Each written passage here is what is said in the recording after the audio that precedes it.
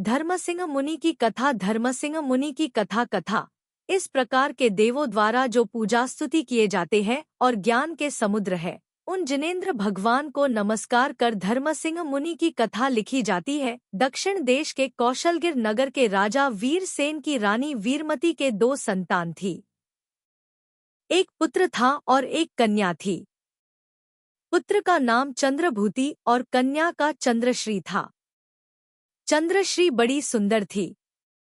उसकी सुंदरता देखते ही बनती थी।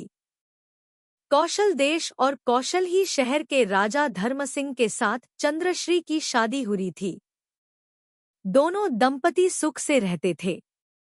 नाना प्रकार की भोगोपभोग वस्तुएं सदा उनके लिए मौजूद रहती थी।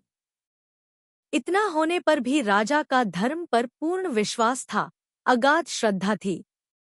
वे सदा दान, पूजा, व्रतादि धर्म कार्य करते थे।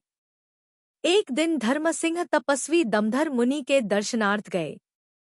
उनकी भक्ति से पूजा स्तुति कर उन्होंने उनसे धर्म का पवित्र उपदेश सुना, जो धर्म देवों द्वारा भी बड़ी भक्ति के साथ पूजा माना जाता है।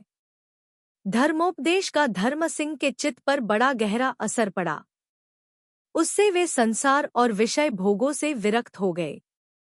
उनकी रानी चंद्रश्री को उन्हें जवानी में दीक्षा ले जाने से बड़ा कष्ट हुआ, पर बेचारी लाचार थी। उसके 2 ख की बात जब उसके भारी चंद्रभूति को मालूम हुई तो उसे भी अत्यंत 2 ख हुआ। उसने अपनी बहन की यह हालत न देखी गरी।